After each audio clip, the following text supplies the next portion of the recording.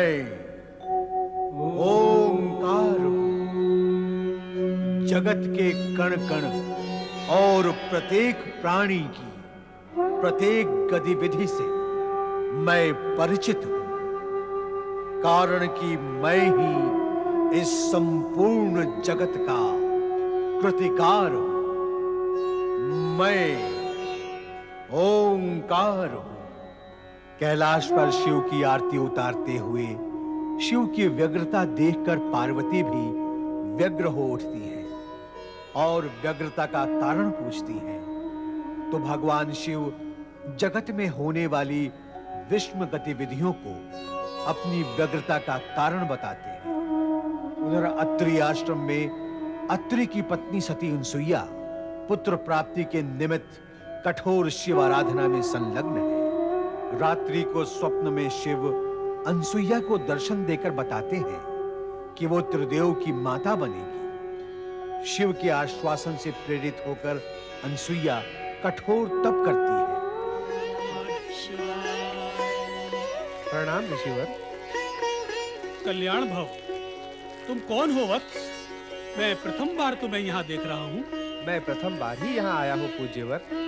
यहाँ से कुछ ही दूरी पर अंगिरा ऋषि शिवशिष्ट यज्ञ का आयोजन कर रहे हैं। उस यज्ञ का संचालन करने हेतु आपको आमंत्रित किया है। कृपया मेरे साथ पधारने का कष्ट करें। स्वामी, मेरी तपस्या के कारण विगत कई दिनों से आपने भोजन नहीं किया होगा। मैं तुरंत आपके भोजन का प्रबंध करती हूँ। आप भोजन करके ही पधारें। किंतु ऋषिवर, वे सब वहाँ आपकी प्रतीक्षा कर रहे हैं। माता, आप निश्चिंत रहिए। ऋषिवर के आहार की व्यवस्था वहीं हो जाएगी। देवी, यज्ञकर्ताओं के अनुरोध को तो हमें स्वीकार करना ही पड़ेगा।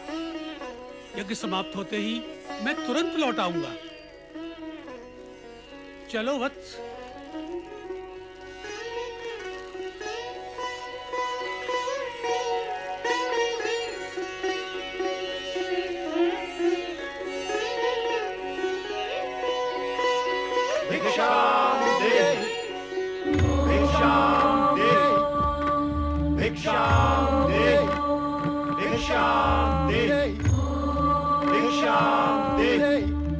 साधु जनों को प्रणाम। कल्याण भव। साधु महाराज, मैं अभी बाहर से आई हूँ। आप कुछ समय के लिए प्रतीक्षा करें। मैं तुरंत आपके लिए फलाहार का प्रबंध करती हूँ। देवी, भिक्षा प्राप्त करने से पूर्व हम अपने नित्य नियम का पालन करेंगे। अपने नियमों के अनुसार हम उसी गृहिणी से भिक्षा ग्रहण करते हैं जो निसंकोच होकर हमें भिक्षा दे। अर्थात यही कि पर पुरुष जैसा व्यवहार न करके लाज, मर्यादा और संकोच को त्याग कर हमें भिक्षा दे। ये कैसे संभव है? विचित्र मांग है आप तीनों की। कोई भी पतिव्रता सन्नारी इस प्रकार की स्थिति के लिए कभी तैयार नहीं होगी। भला पर पुरुषों के सामने कोई भी स्त्री अपनी लाज और मर्यादा का त्याग कैसे कर सकती है? आप निसंकोच व्यवहार की अपेक्षा क्यों करते हैं मुझसे? लाज और मर्यादा तो नारी के आभूषण होते हैं, और आप आभूषणहीन रूप में मुझे क्यों देखना चाहते हैं? लगता है आपके मन में कोई खोट है। हमारे प्रति शंका और संदेह रखने वाले को हम अपने क्रोध की ज्वाला से तुरंत भस्म कर देते हैं। हम सच्चे तपस्वी हैं।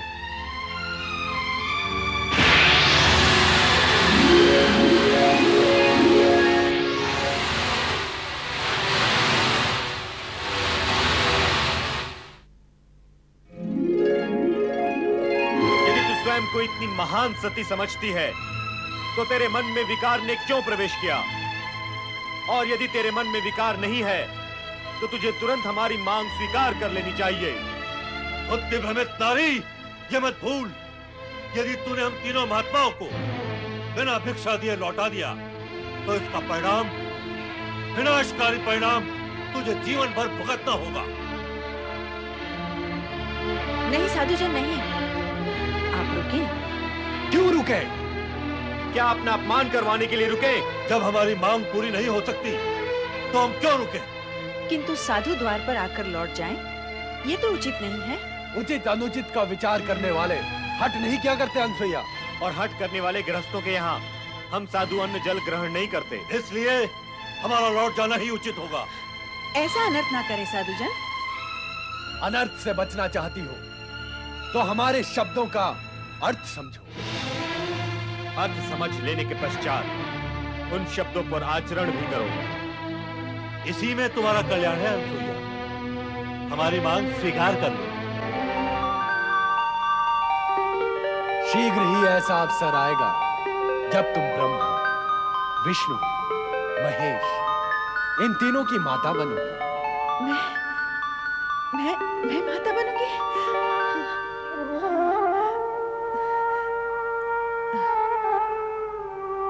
तो क्या अब हम लौट जाएं? लौटना ही होगा।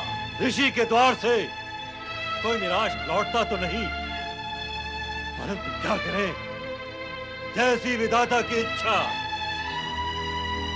मुझे आपकी मांग स्वीकार है। भली भांति विचार कर लिया तुमने? नारी सुलभ मर्यादा और लाज का प्रश्न मत उठा देना। अनसुईया, निसंकोच होकर व्यवहार करना। अवश्य, जैसा आप चाहते हैं मैं वैसा ही करूंगी। किंतु आश्रम के बाहर रहकर मैं आपकी ये मांग कैसे पूर्ण कर सकती हूँ? इससे आश्रम की पवित्रता भंग होगी। आप सब भीतर कुटिया में पधारें। आइए।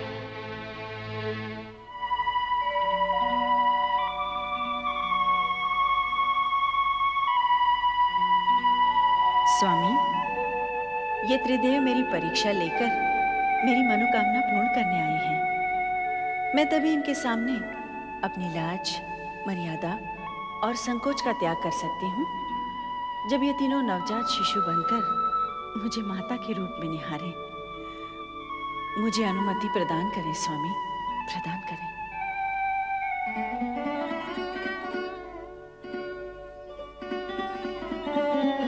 पधारें महात्मागण, अपना आसन ग्रहण करें। तत्पश्चात मैं आपके आदेश का पालन करके आपकी मांग पूर्ण करूंगी। मेरी लाज, मर्यादा और पतिव्रत धर्म की रक्षा हो।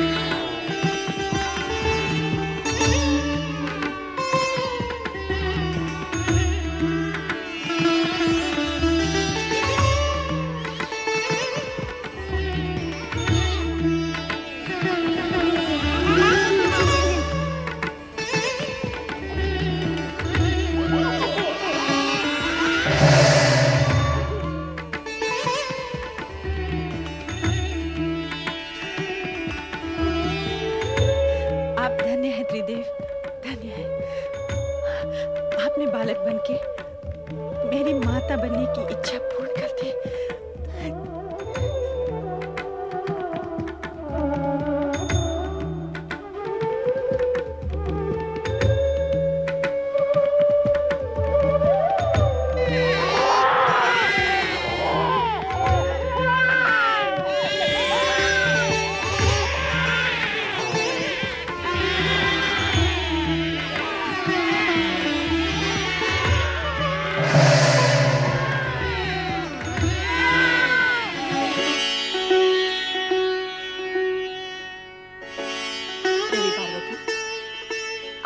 लग रही हैं। हाँ देवी लक्ष्मी, विषय तो अनुसुईया के सतीत्व की परीक्षा का था, किंतु अब वह चिंता तक आ पहुंचा है। चिंता का कारण क्या है देवी? अनुसुईया के सतीत्व की परीक्षा लेने त्रिदेव यहीं से गए हैं। अब तक तो उन्हें लौट आना चाहिए था, किंतु लौटे नहीं। यही चिंता का कारण है।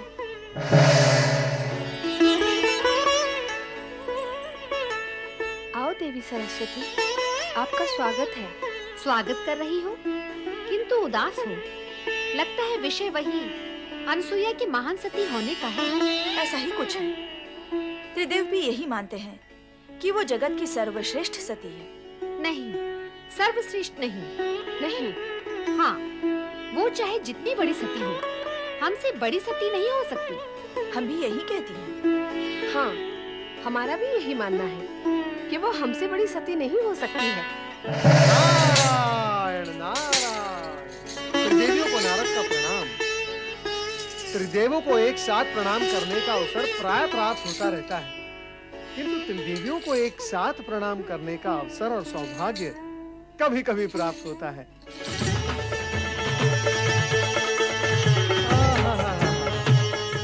आज कैलाश पर त्रिदेवी सम्मेलन है। अवश्य ही कुछ विशेष प्रसंग होगा, किंतु त्रिदेवियों की शोभा तो त्रिदेव से है। कहाँ है त्रिदेव? नारायण नारायण। मैं तो विष्णु लोक, ब्रह्म लोक दोनों में भ्रमण करके आ रहा हूँ। दोनों लोग सूने पड़े हैं और यहाँ पर भगवान भोलेनाथ भी नहीं है। आप तीनों को तो अवश्य ज्ञात होगा ही कि त्रिदेव कहाँ है। नारद, तुम वाक्पटु तो हो ही, अभिनय पटु भी हो।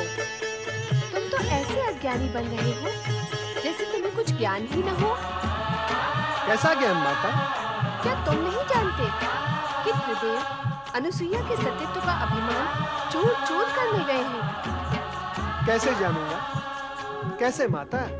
जबकि मैं ये जानता हूँ कि सती अनुसुईया को अभिमान छू भी नहीं सकता, तो फिर उसके चूर-चूर होने का प्रश्न भी नहीं उठता।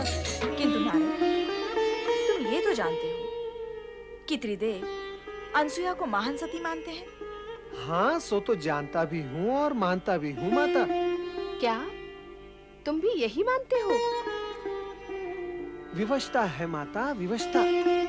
त्रिदेव जिसे मानते हैं उसे यदि मैं अमान्य कर दूं तो स्वयं मैं अमान्य हो जाऊंगा। तो सत्य ये है कि त्रिदेव की मानता के कारण ही तुम भी यही मानते हो कि अनसुईया जगत की महान सती है। हाँ माता। किंतु इसका प्रमाण क्या है?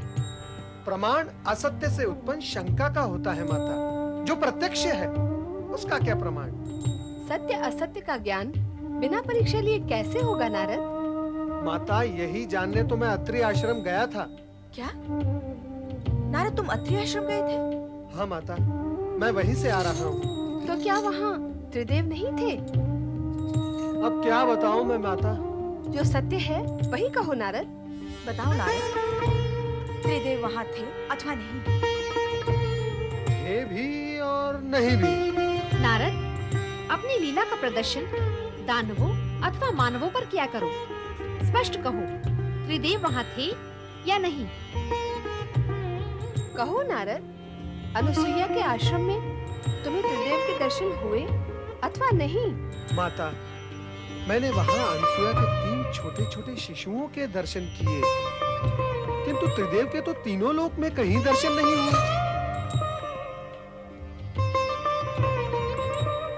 ये क्या? कहाँ गए वे तीनों? नारद, तुमने ये क्यों कहा कि त्रिदेव वहाँ थे भी और नहीं भी? नारायण नारायण। माता, मैं तो कण-कण में प्रभु के दर्शन करता हूँ। सती अनसुईया के उन तीनों शिशुओं में भी मैंने त्रिदेव के दर्शन किए। बस इसीलिए कह दिया कि वे वहाँ थे। नारद, अपने से बड़ों के साथ ऐसा निर्मल विरोध करते हुए तुम्हें तनिक भी संकोच नहीं होता? मैंने कोई विनोद नहीं किया माता। रही बात संकोच की, सो तो भक्तों को संकोचहीन करने में त्रिदेव भी कब संकोच करते हैं। अभिप्राय क्या है तुम्हारा? कोई अनर्थकारी अभिप्राय नहीं है माता।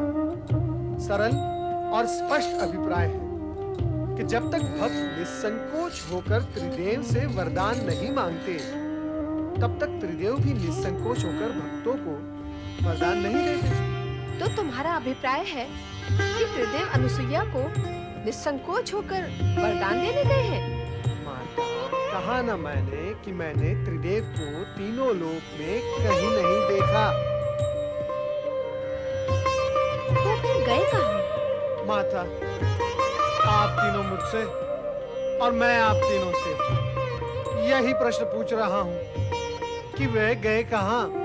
नारद, तुम जब अत्रि आश्रम गए थे तो तुमने अनुसुईया से उनके विषय में नहीं पूछा? तो क्या अनसुया ने 3 शिशुओं को एक साथ जन्म दिया है? हमें तो इस विषय में भी कुछ ज्ञान नहीं था कि अनसुईया माँ बनने वाली है। पर माँ बनने वाली इतनी कठोर तपस्या कैसे कर सकती है? नारायण नारायण, कहीं ऐसा तो नहीं हुआ कि सती अनसुया की परीक्षा लेने गए त्रिदेव को स्वयं परीक्षा देनी पड़ गई हो? नारायण नारायण, अर्थात पृथ्वीलोक की भाषा में उन्हें कहीं लेने के देने पड़ गए हो।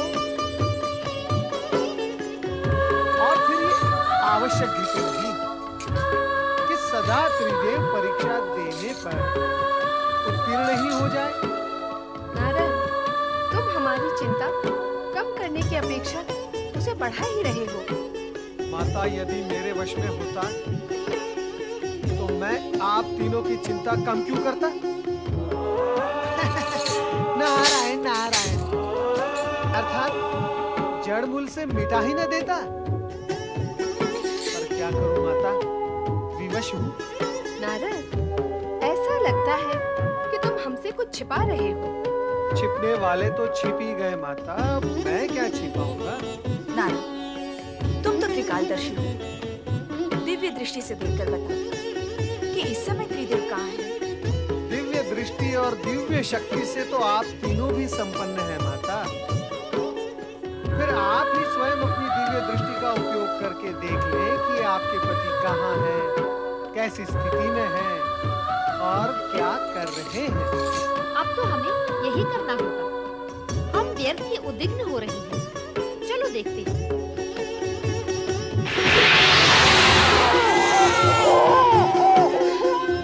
क्या तुम दोनों ने वही देखा जो मैंने देखा? यही प्रश्न मैं करने वाली थी। यही प्रश्न आप दोनों से मैं भी कर रही थी। क्या प्रश्न है आप तीनों देवियों का? तनिक मैं भी तो सुनूं। नारद, सब कुछ जानते हुए भी तुम अंधे की बनते हो।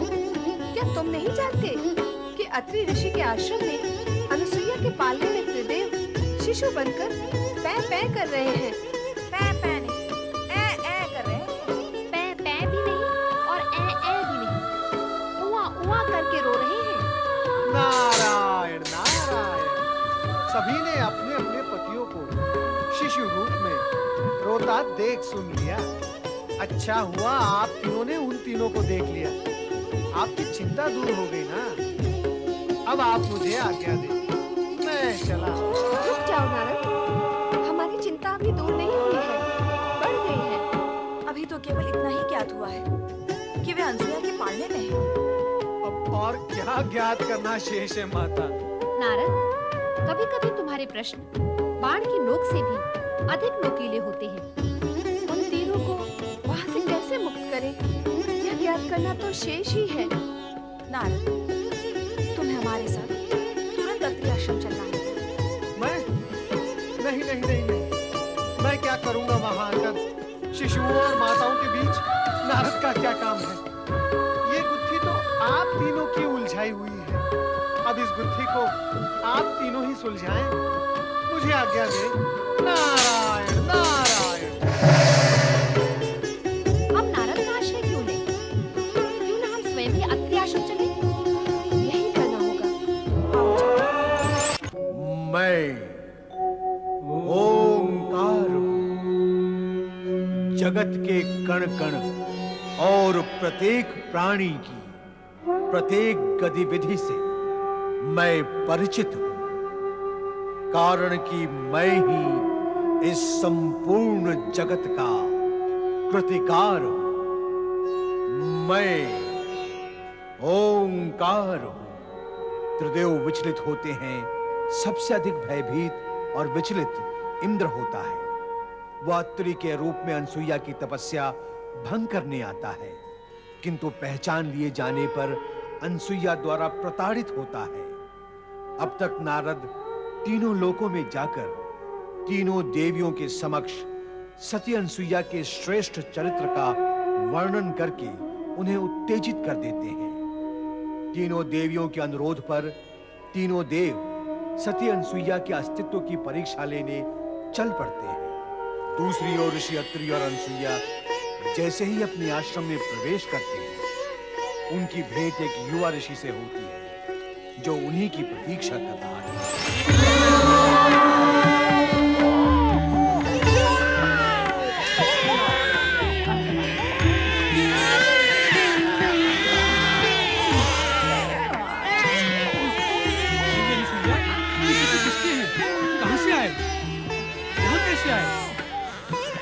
मेरी तपस्या फलित हो गई स्वामी। ये तीनों हमारे पुत्र हैं।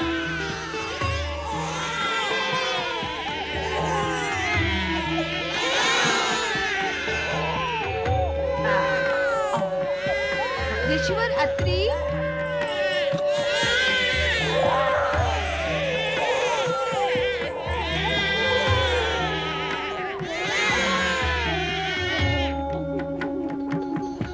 स्वामी आप इस दशा में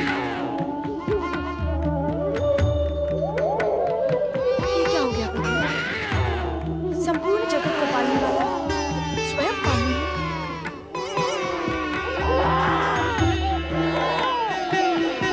ये कैसे हुआ ब्रह्मदेव? ये तुमने क्या किया अनसुईया? क्यों किया तुमने ऐसा? त्रिदेव को इस स्थिति तक पहुंचाने में तुम्हें तनिक भी संकोच नहीं हुआ? अर्थात आप इस सत्य को स्वीकार करती हैं कि मैं निसंकोच होकर ये सब कर सकती हूँ। तो विचार करें कि संकोच करते हुए मैं जो करती उसका रूप स्वरूप क्या होता। अभिप्राय क्या है तुम्हारा? अभिप्राय तो कभी कुछ भी नहीं था मेरा। अभिप्राय तो आप तीनों देवियों का था, जिसे लेकर आपके पतिगण मेरी परीक्षा लेने आए थे।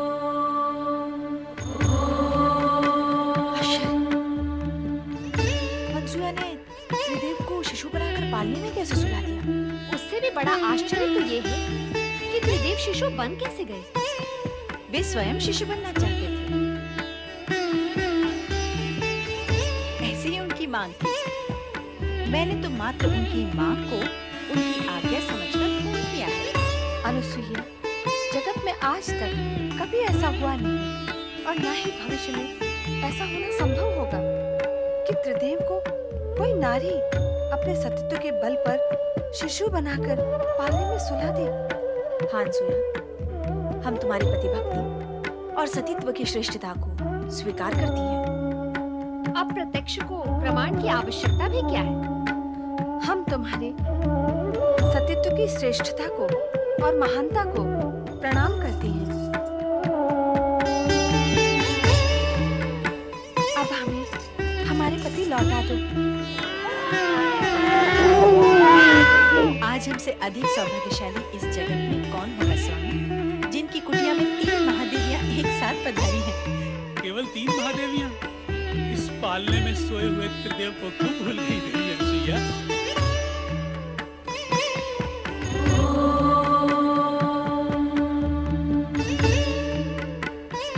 ऋषिवर, कृपा कर अनुसुईया से कहें कि वे त्रिदेव को उनके मूल रूप में प्रकट करें। क्या त्रिदेव स्वयं ऐसा नहीं कर सकते? नहीं, अनसुईया की सतीत्व की शक्ति ने उन्हें शिशु बनाया है। अब वही शक्ति उन्हें मूल रूप दे सकती है। त्रिदेव कभी भी अपने भक्तों की शक्ति के विरुद्ध अपनी शक्ति का उपयोग करके उनको अपमानित नहीं करते, कारण कि भक्तों के पास भी त्रिदेव की ही शक्ति होती है। यदि त्रिदेव को अपनी शक्ति का प्रयोग करना ही होता तो वे शिशु बनते ही क्यों? अनुसुईया के सतीत्व की श्रेष्ठता का सम्मान का ध्यान रखकर अब वे अपने मूल रूप में स्वयं नहीं आएंगे। जब उन्होंने अनुसुईया के सतीत्व की श्रेष्ठता को स्वीकार किया है तो उनकी इच्छा का अवश्य सम्मान करेंगे। अतः ऋषि, आप ही अनुसुईया से कहें कि वे त्रिदेव को अपने मूल रूप में प्रकट करें। ब्रह्मा, विष्णु, महेश ने तुम्हारी मनोकामना पूर्ण की देवी। यदि तुम इन्हें शिशु बनाकर रखोगी तो संपूर्ण जगत की व्यवस्था और स्थिति अस्त व्यस्त हो जाएगी। त्रिदेव को उनका मूल रूप प्रदान करो देवी अनुसुईया।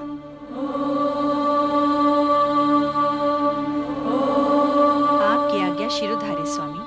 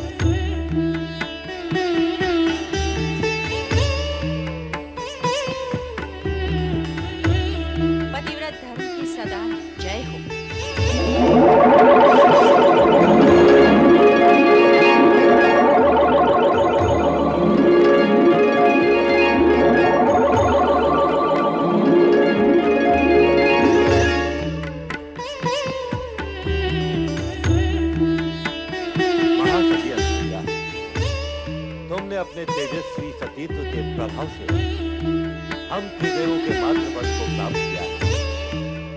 हम तुम्हें माता के रूप में प्रणाम करते हैं। मेरा और आप तीनों का माता और पुत्र का संबंध बन ही गया है, तो मेरी हार्दिक इच्छा है कि आप त्रिदेव एक ही रूप में अत्रि पुत्र के रूप में स्थापित हो। माता, आपकी हार्दिक इच्छा अवश्य पूर्ण होगी। हम त्रिदेव एक रूप लेकर दत्तात्रेय का अवतार धारण करेंगे, जो अत्रिपुत्र कहलाएगा।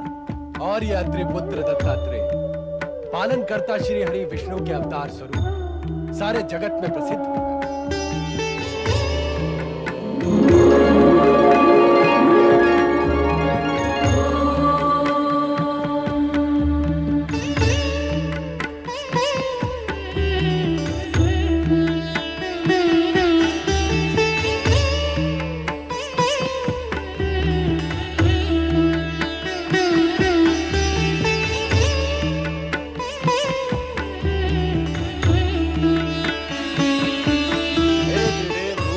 दत्तात्रेय, आप हम त्रिदेवों की सम्मिलित शक्ति के धारक होते हुए सौम्य, शालीन, परोपकारी एवं शांत प्रकृति के हैं। और भगवान दत्तात्रेय एवं विष्णु अवतार के रूप में आपकी कीर्ति दिग दिगंत तक व्याप्त रहेगी।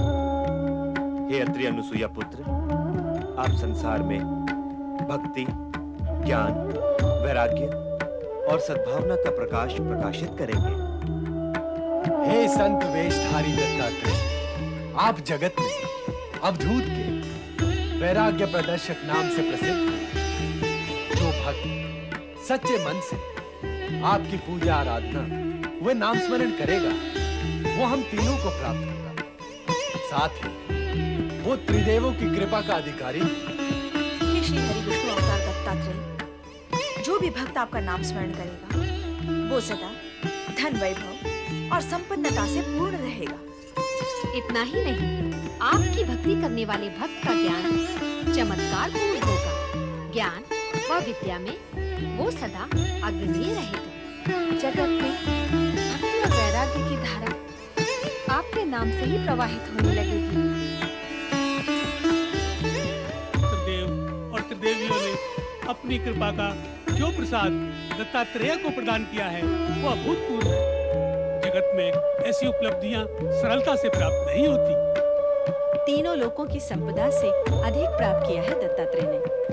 त्रिदेव और त्रिदेवियों ने शेष कुछ भी नहीं छोड़ा। जगत में जो श्रेष्ठ है वो सब प्रदान किया है दत्तात्रेय को। तुम धन्य हो दत्तात्रेय। प्रणाम माता, प्रणाम पिता श्रेष्ठ।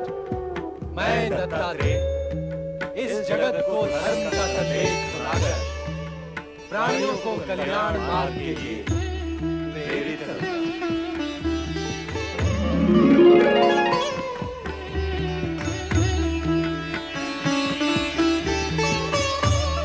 माता, आप उदास न हो। हमने ही स्वप्न में आकर आपको पुत्र प्राप्ति के लिए तपस्या का उपाय सुझाया था। इसलिए हम अपने अंश से आपको ऐसा रुद्रावतारी पुत्र प्रदान करेंगे जो सदा आपकी सेवा में रहेगा। रुद्रावतारी शिवांशी प्रकट हो।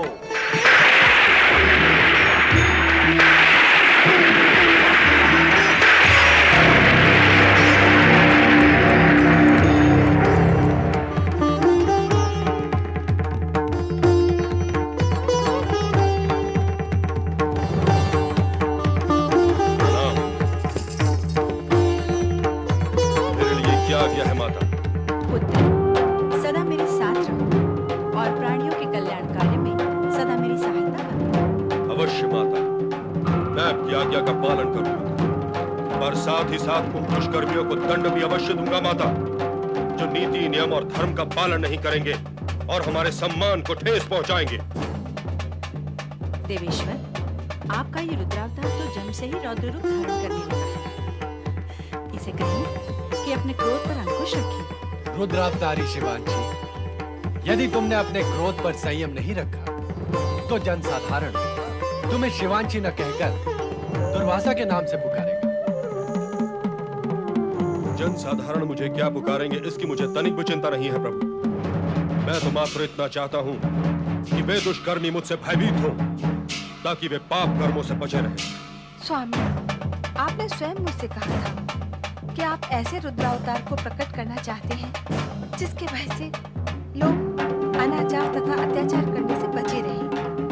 अब शिवांश को अत्रि अनुसुईया के पुत्र के रूप में प्रकट करके वह कथन सत्य कर दिखाया। पुत्र, तुम्हें देखकर ऐसा प्रतीत होता है कि अपने स्वभाव के कारण तुम दुर्वासा के नाम से ही प्रसिद्ध होगे। आपके वचन सत्य सिद्ध होंगे माता पार्वती। अब मुझे आज्ञा दे, मैं देहाग्नि से तप रहा हूँ। शीघ्र स्नान करके शांत होना चाहता हूँ। माता अनुसुईया, मैं स्नान करके लौटूंगा। मेरे लिए भोजन की व्यवस्था अवश्य करो।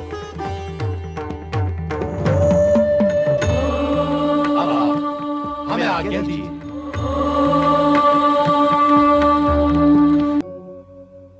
मैं ओंकार हूं। जगत का हर प्राणी मन में कुछ इच्छाएं रखता है। किसी को यश चाहिए, किसी को धन, तो किसी को संतान।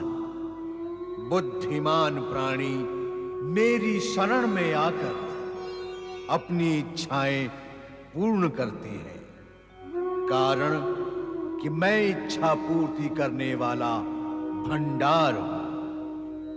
मैं ओंकार हूं। पुत्र की कामना से तपस्यारत अनुसुईया को उसके पति ऋषि अत्रि समझाकर आश्रम ले आते हैं। तपस्या से प्रभावित त्रिदेव अनुसुईया की परीक्षा लेने के लिए साधु का भेष धारण करते हैं। एक ऋषि कुमार अत्रि ऋषि को यज्ञ पूर्ण करने के लिए अपने साथ ले जाता है। त्रिदेव अनुसुईया की कुटिया पर निसंकोच व मर्यादा का त्याग कर भिक्षा देने का आग्रह करते हैं। अनुसुईया तीनों को शिशु बनाकर स्तनपान कराती है। नारद ये सब देखते हैं और लंबी वार्ता के पश्चात तीनों देवियों को इस अप्रत्याशित घटना से सूचित करते हैं। ऋषि अत्रि भी अपनी कुटिया में तीनों शिशुओं को देखकर आश्चर्यचकित होते हैं। तीनों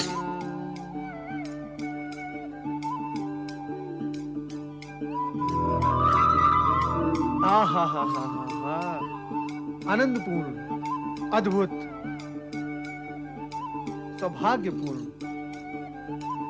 मेरे तीनों आराध्य महादेवता और महादेवियां एक साथ गमन कर रहे हैं, फिर मुझे दर्शन क्यों नहीं देते? ऐसा सौभाग्यपूर्ण सुअवसर मुझे कब मिलेगा? कृपा निधान मुझे दर्शन दें, मुझे दर्शन दें।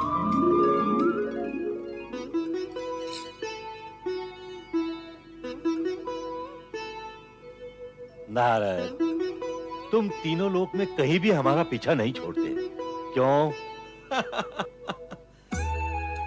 पुत्र अथवा भक्त से उसके पिता अथवा आराध्य का कभी पीछा छूटा है? यदि छूट जाए तो पुत्र और भक्त की क्या दुर्दशा होती है, ये आप भली भांति जानते हैं परमपिता। नारद, ब्रह्मदेव के प्रश्न का उत्तर तो तुमने दे दिया, अब हमारे प्रश्न का भी उत्तर दो। भोलेनाथ, आपका क्या प्रश्न है? क्या तुमने अत्रि आश्रम आकर हमारे बाल रूप के दर्शन नहीं किए? और क्या अनुसुईया के पुत्रों के दर्शन करना आपका उद्देश्य नहीं था नारद?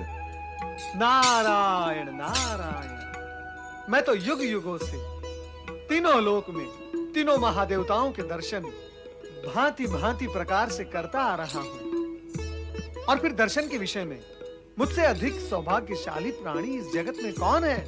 ये हमारे प्रश्न का समुचित उत्तर नहीं है नारद। नारायण नारायण, देवेश्वर, ये आपके प्रश्न का 3/4 उत्तर है, और 1/4 शेष उत्तर ये है कि जब मैंने आप तीनों के दर्शन करने का कीर्तिमान स्थापित किया है, तो फिर आपके शिशु रूप के दर्शन करने का अवसर मैं भला अपने हाथों से कैसे जाने देता?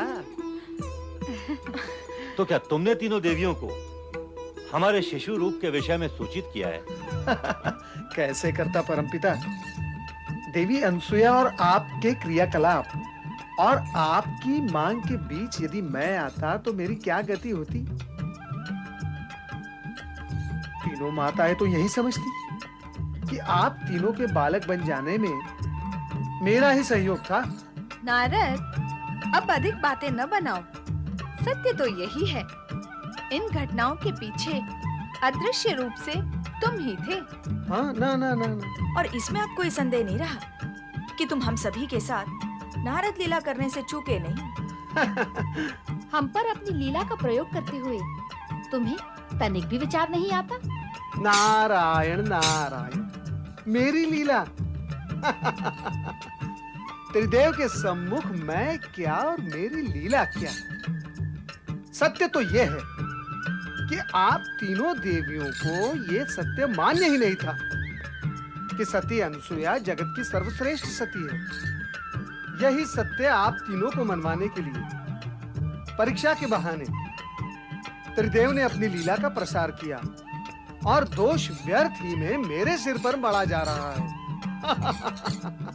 माताओं, इस सत्य को आप सदा के लिए समझकर रखें कि मेरा हर कार्य त्रिदेव के संकेत पर ही होता है। स्वेच्छा से मैं कुछ भी नहीं कर सकता। श्री हरि विष्णु, अब आप हमें यह बताएं कि भगवान भोलेनाथ ने सती अनसुया को वरदान में पुत्र रूप में शिवांशी रुद्रावतार को जो प्रदान किया था, वो है कौन?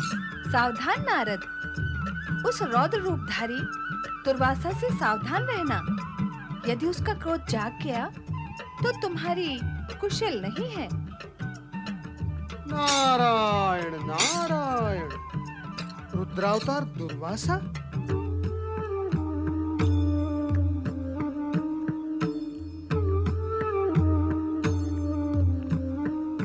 धीरे धीरे खाओ पुत्र, ऐसी शीघ्रता से भोजन करना स्वास्थ्य के लिए हानिकारक होता है।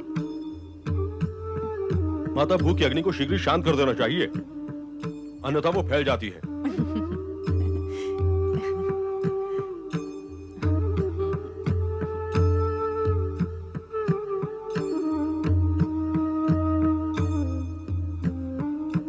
माता, यह तो मुझे ज्ञात है कि आपने मुझे भगवान शिव की आराधना तथा तपस्या से प्राप्त किया है, किंतु मैं ये जानना चाहता हूँ कि आपको तपस्या में कोई कष्ट तो नहीं हुआ?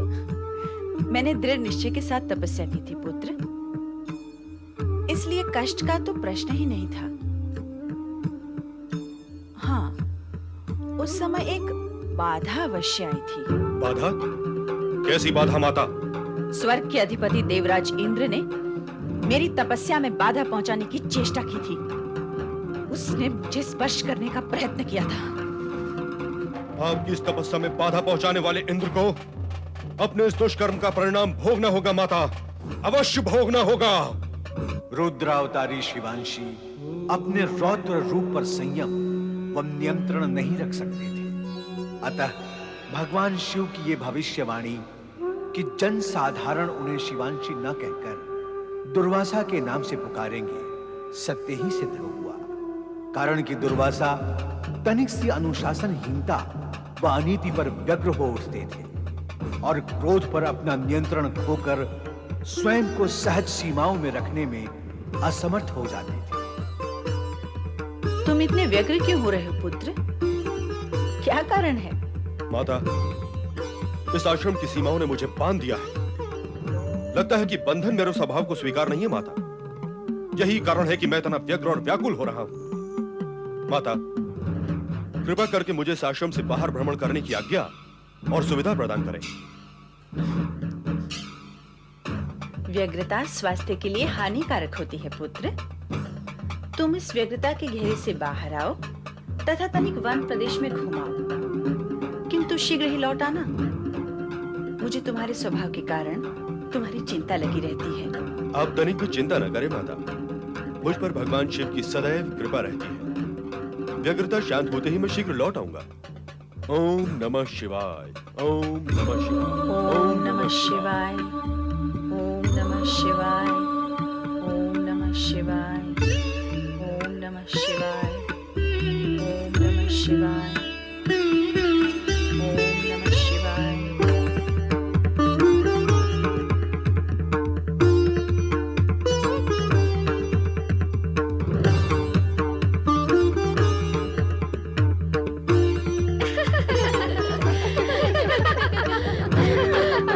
मुझे लगता है ये ऋषि मुनि भगवान शिव के लिए फूल ले जा रहे हैं। तो तुझे क्या लगता है ये फूल तेरे लिए चुन रहे हैं? संभवतः इसी के लिए चुन रहे होंगे। चल के पूछ लेने में आपत्ति क्या है? पाए लागे महाराज, क्या ये फूल आप भगवान के लिए चुन रहे हैं? तो फूल क्या भक्तों के लिए चुने जाते हैं? फूल तो भगवान के लिए ही चुने जाते हैं ना। क्या भगवान फूलों से प्रसन्न होते हैं? हाँ हाँ, होते हैं प्रसन्न।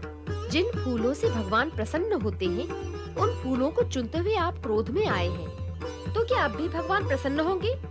वो भी आपकी भांति आप पर क्रोधित नहीं होंगे इन फूलों को देखकर?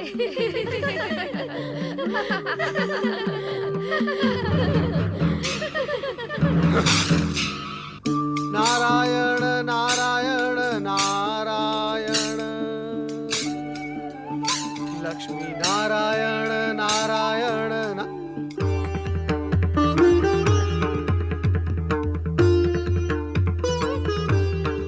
नारायण नारायण।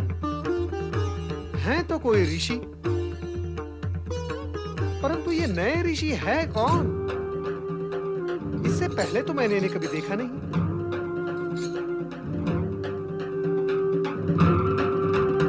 नारायण नारायण, कहीं यही तो रुद्रावतार ऋषि दुर्वासा नहीं?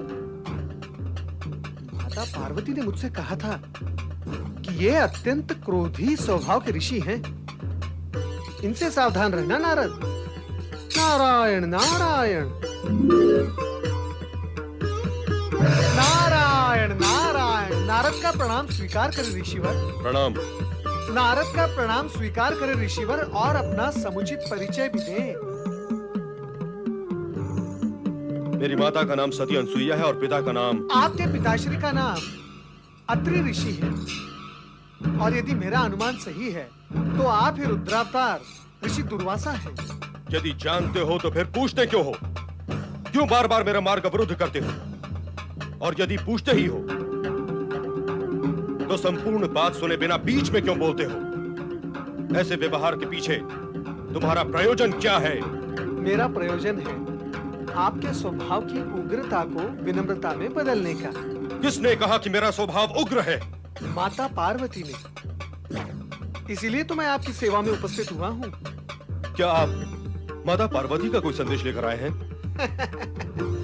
आपके क्रोधी स्वभाव की सूचना माता पार्वती से प्राप्त होने पर आपके लिए संदेश तो बन ही जाता है ना ऋषिवर। क्या है वो संदेश? आपके हित में है आपके क्रोधी स्वभाव को शांत करने का। परंतु वो संदेश है क्या?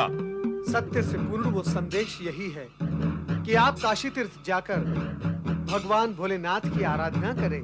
भगवान शिव की आराधना से मेरा क्रोध शांत कैसे होगा? वो तो स्वयं रुद्र है, संहारक देवता है। क्रोध के आवेश में उन्होंने अपना तीसरा नेत्र खोलकर कामदेव को भस्म कर दिया था। क्या तुम ये सब नहीं जानते? जानता हूँ, भली भांति जानता हूँ, किंतु संभवतः आप इस सत्य को नहीं जानते कि काशी का दूसरा नाम आनंद कानन है। काशी है भगवान भोलेनाथ का सबसे प्रिय क्षेत्र। भगवान भोलेनाथ काशी में सदा आनंद स्वरूप में रहते हैं तथा अपने भक्त जन को शांत करके आनंदित करते हैं। आप स्वयं वहां जाकर इस सत्य का अनुभव करें। किंतु गंगा तट पर बसी काशी तो अत्यंत विस्तार में है। मुझे ऐसा एकांत स्थान बताओ जहां मैं बिना किसी बाधा के शिव का ध्यान करते हुए तपस्या कर सकूं। गंगा नदी के पूर्व दिशा प्रवाह के उत्तर की ओर एक एकांत सरोवर है जिसका नाम कामकुंड है। स्वयं भगवान भोलेनाथ ने ये कहा है कि कामकुंड के समीप शिवलिंग की स्थापना कर उसकी अखंड आराधना करने से मनुष्य की सभी कामनाएं पूर्ण होती है। आप कामकुंड के समीप दुर्वेश्वर शिवलिंग की स्थापना कर उसके सम्मुख बैठकर भगवान भोलेनाथ के ध्यान में मग्न हो जाएं। फिर आप देखें कि भगवान भोलेनाथ क्या चमत्कार दिखाते हैं। प्रणाम ऋषिवर। आनंद कानन, काशी नगरी।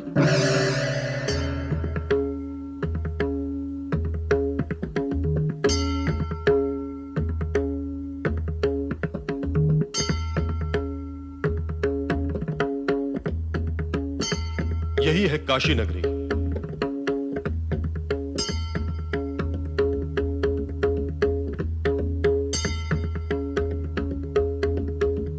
वो रहा कामकुंड।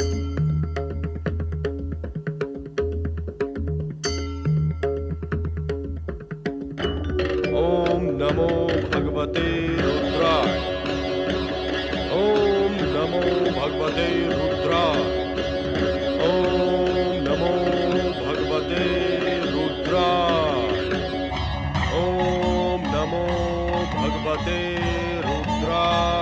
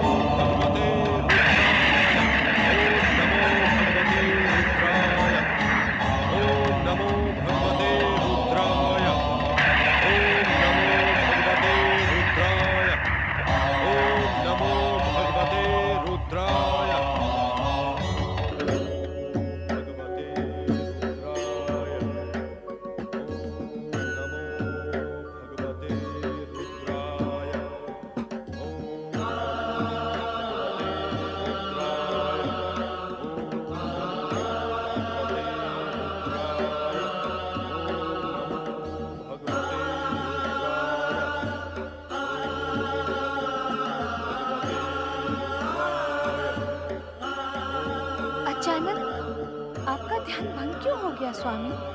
रुद्रावतार दुर्वासा के जप के प्रभाव से ऐसा हुआ है देवी। नारद ने दुर्वासा का क्रोध शांत करने के लिए उन्हें हमारी आराधना का परामर्श दिया था। क्या आपकी आराधना करने से उनका क्रोध शांत हो जाएगा? आप मुस्कुराकर मौन क्यों हो गए स्वामी? हमें तुम्हारे भोलेपन पर विचार आ गया। इतना ज्ञान तो तुम्हें भी है कि क्रोध और आराधना दोनों कभी एक स्थान पर आमने सामने नहीं होते। दुर्वासा अपने क्रोधी स्वभाव को शांत करने के लिए आराधना कर रहे हैं, परंतु उनका क्रोधी स्वभाव आराधना से शांत होता है अथवा नहीं, यह जानने के लिए तो प्रतीक्षा करनी होगी। साथ ही हमें उनके धैर्य की परीक्षा भी लेनी होगी।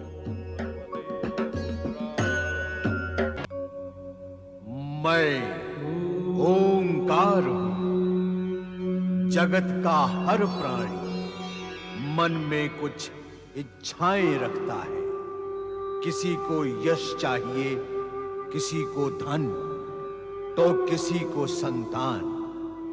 बुद्धिमान प्राणी मेरी शरण में आकर अपनी इच्छाएं पूर्ण करते हैं, कारण कि मैं इच्छा पूर्ति करने वाला भंडार हूं। मैं ओंकार हूं। तीनों देवियां आकर अनसुईया से निवेदन करती हैं कि वे जगत की श्रेष्ठ नारी हैं और अब उनके पति को पूर्ववत कर दें। अनसुईया के सतीत्व बल से तीनों पूर्ववत हो जाते हैं और तीनों दत्तात्रेय के रूप में विष्णु का अवतार बनकर रहने का निर्देश प्राप्त करते हैं।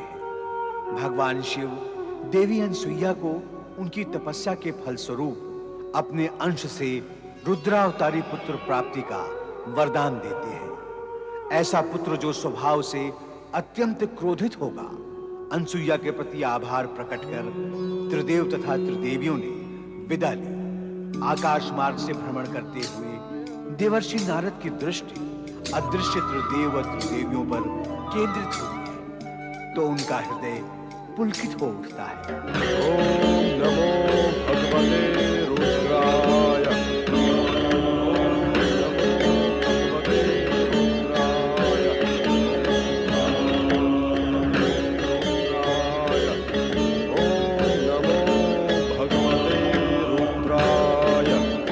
दुर्वासा ऋषि ये कठोर तपस्या कहीं स्वर्ग प्राप्ति के प्रयत्न में तो नहीं कर रहे हैं? देवराज, ज्ञात हुआ है कि ये ऋषि अत्रि और सती अनसुईया के पुत्र हैं और ये भी सुना गया है कि इनका स्वभाव अति उग्र है।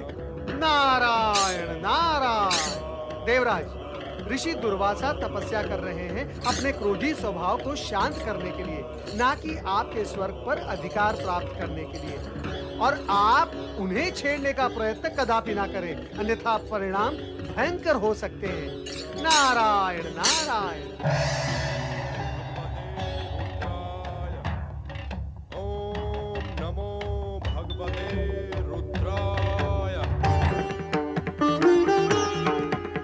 कुछ प्राप्ति नहीं हुई, कुछ भी नहीं।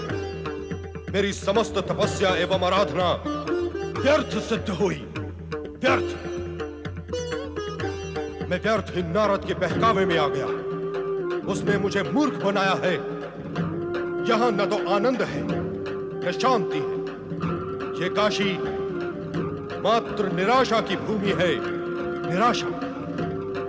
मैं इसी क्षण इसे श्राप देकर इसकी महिमा को नष्ट भ्रष्ट कर दूंगा, नष्ट भ्रष्ट कर दूंगा, नष्ट भ्रष्ट कर दूंगा, नष्ट भ्रष्ट कर दूंगा।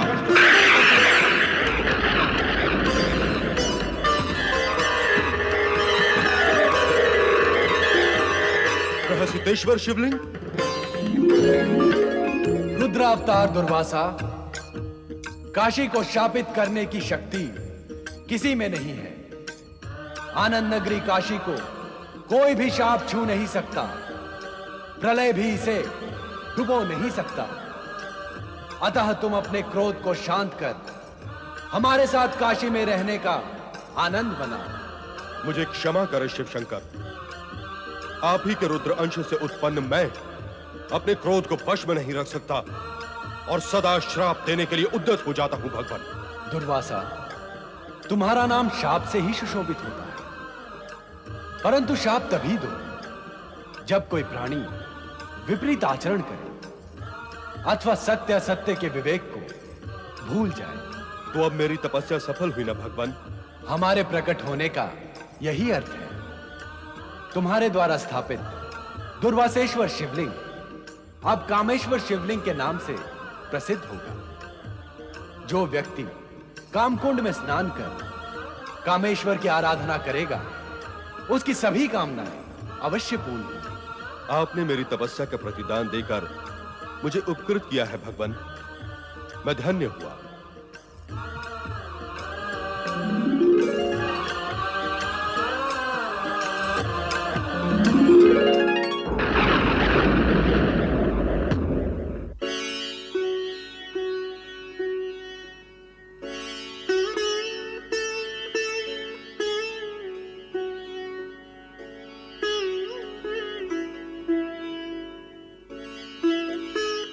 क्या बात है देवी, तुम उदास क्यों हो?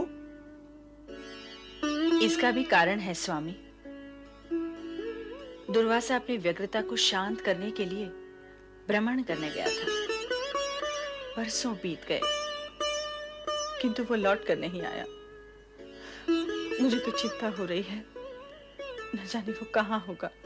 ब्रह्मा, विष्णु और महेश की माता को चिंता करने की क्या आवश्यकता है देवी? तुम दुर्वासा को बुलाने की इच्छा मात्र करोगी तो वो तुरंत दौड़ा चला आएगा। किंतु ये कैसे ज्ञात होगा कि इस समय वो कहाँ होगा? क्यों भूल जाती हो देवी, तुम्हें शिवलिंग में तीनों लोक देखने की सिद्धि प्राप्त है। तुम शिवलिंग में देखकर दुर्वासा को पुकारो, वो तुम्हें तुरंत दिखाई देगा।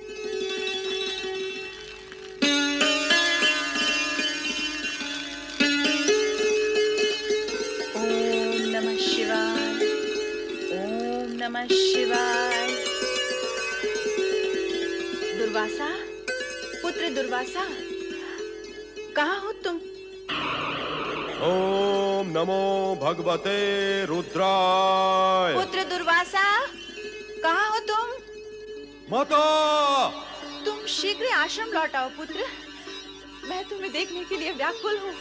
माता की आज्ञा शिरोधार्य, मैं स्वयं आप लोगों से मिलने के लिए व्याकुल हूँ। माता! व्याकुल दुर्वासा माता पिता के दर्शनार्थ प्रस्थान करते हैं। जिस प्रकार ऋषि दुर्वासा ने महेश्वर शिव के दर्शन प्राप्त कर अपना जीवन धन्य किया, उसी प्रकार ब्रह्मदेव को प्रसन्न करने के निमित्त महर्षि विश्वामित्र भी कठोर तपस्या कर रहे थे, जिससे सर्वप्रथम देवराज इंद्र प्रभावित होते हैं। वे देवराज जिन्हें सदा ही ये चिंता पीड़ित करती है कि कहीं कोई दानव, मानव अथवा ऋषि अपने तप के बल से उनके सिंहासन का हरण न कर ले। स्वर्ग की अप्सरा मेनका के साथ आकाश भ्रमण करते हुए विश्वामित्र को तपस्यारत देखकर वे विचलित हो उठे। विश्वामित्र ये कठोर तपस्या स्वर्ग प्राप्ति के उद्देश्य से कर रहे हैं मेनका।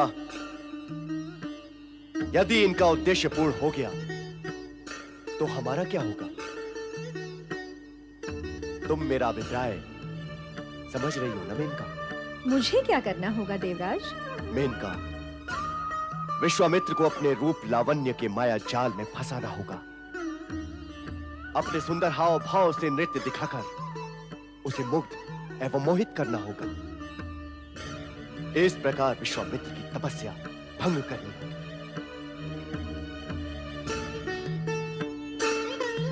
आप निश्चिंत रहे देवराज, मुझे अपने सन्मुख और समीप पाकर विश्वामित्र अधिक समय तक तपस्या नहीं कर पाएंगे। नारायण नारायण। प्रणाम रुद्रावतार महर्षि दुर्वासा, प्रणाम। आपकी कठोर तपस्या को कोटि कोटि प्रणाम और आपकी भक्ति और निष्ठा को अनेक अनेक प्रणाम। मैंने आपका प्रणाम स्वीकार किया, अब मुझे जाने दे, मुझे माता ने पुकारा है। अवश्य अवश्य, माता की पुकार सुनने पर जगत के सभी कार्य त्याग कर पुत्र को जाना ही चाहिए। किंतु महर्षि, मैं आपके और आपकी माता के मध्य बाधा नहीं बनना चाहता। महर्षि, आप मेरी बात सुने महर्षि। तो अब आपका अभिप्राय क्या है? मात्र देवराज इंद्र के षड्यंत्र की सूचना देना, इसी अभिप्राय से मैं यहाँ उपस्थित हुआ हूँ। षड्यंत्र? कैसा षड्यंत्र? जिस इंद्र ने आपकी माता और आपके साथ दुर्व्यवहार किया, उसी इंद्र के विषय में और उसके षड्यंत्र के विषय में आपको सूचित करना, ये मैं अपना कर्तव्य समझता हूँ। किंतु इंद्र ने किसके साथ षड्यंत्र किया है? राजश्री विश्वामित्र के साथ, जो ब्रह्मर्षि बनने के लिए आप ही के समान कठोर तपस्या कर रहे हैं। किंतु देवराज इंद्र ने उनकी तपस्या खंडित करने के लिए स्वर्ग की अप्सरा मेनका को वहां भेजा है। एक तपस्वी को दुष्ट इंद्र के षड्यंत्र से सावधान करना हमारा कर्तव्य है। हम इसी क्षण वहां जाएंगे। नारायण नारायण।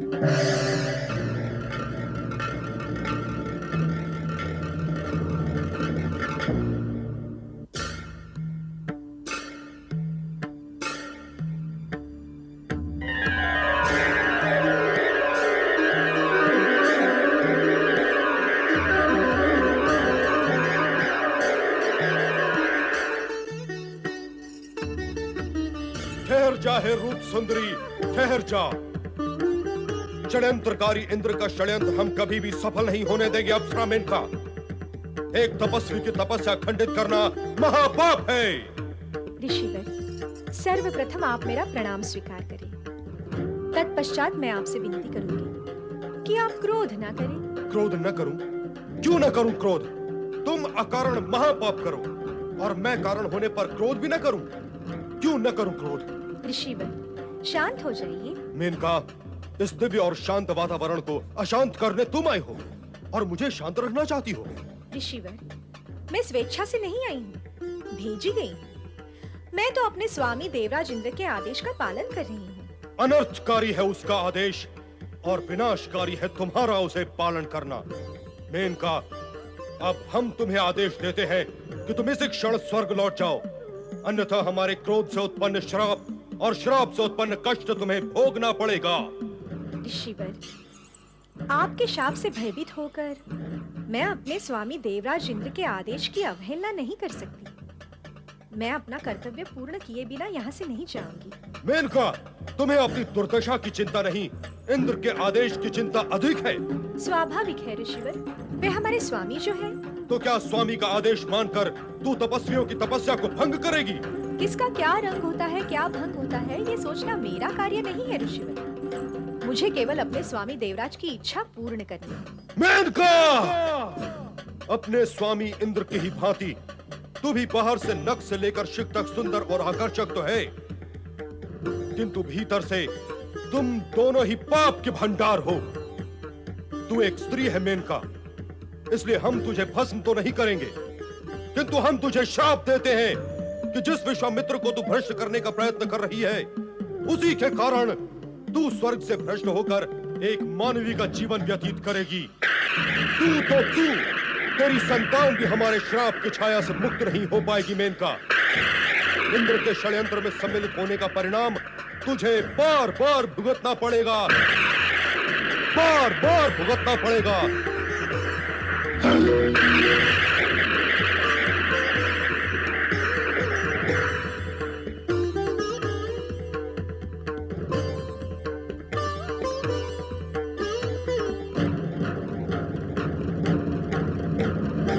क्रोधित दुर्वासा से शापित होने के उपरांत भी देवराज इंद्र द्वारा भेजी गई मेनका ने विश्वामित्र की तपस्या भंग करने का अपना हठ नहीं छोड़ा, कारण कि मेनका के लिए देवराज की आज्ञा की अवहेलना करना संभव ही नहीं था। मेनका के लिए दुर्वासा के शाप की पीड़ा से अधिक इंद्र की आज्ञा और अपने कर्तव्य का महत्व अधिक था।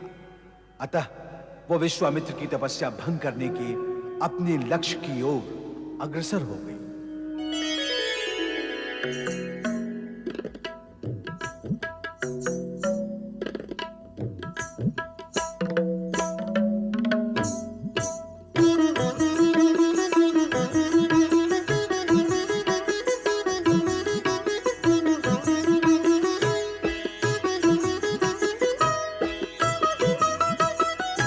रूप अनूप ये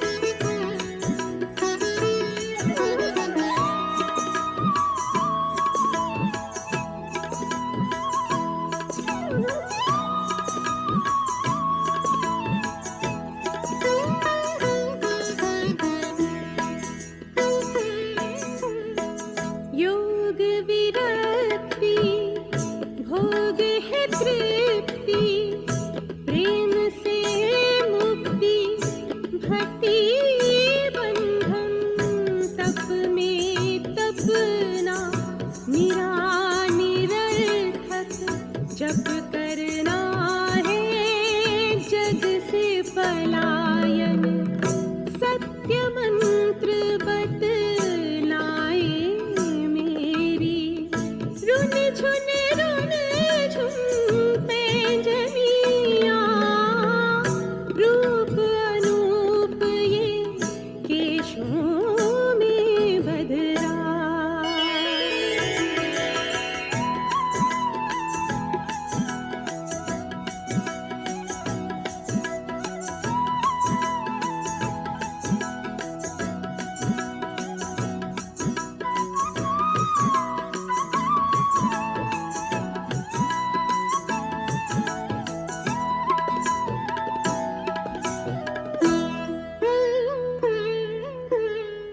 जिसके लिए सुन ऐ वैरागी, तूने ये वैराग लिया है, जो सुख पाने को जीवन के हर एक सुख का त्याग किया है, वही परम सुख दूंगी तुझे मैं, बाकी प्रेम की रागनिया, रूप अनूप ये केशों में बधरा।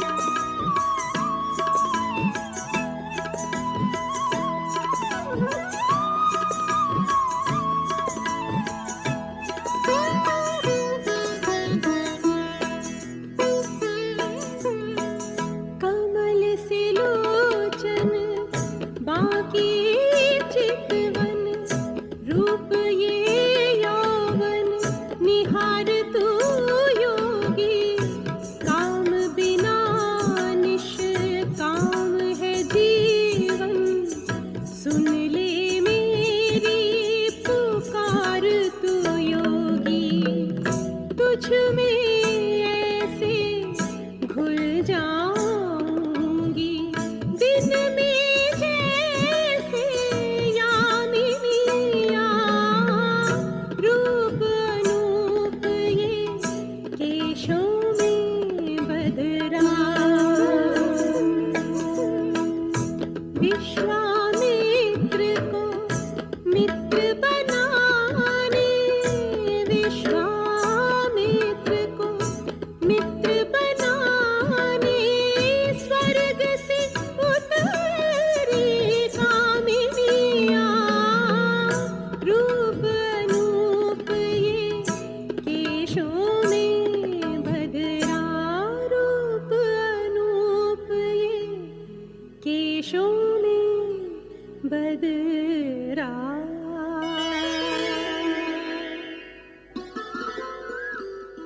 मनमोहक मेनका, अब तुम्हें मेरी जीवन संगिनी बनकर रहना होगा। अब मैं तुम्हें लौटकर स्वर्ग नहीं जाने दूंगा।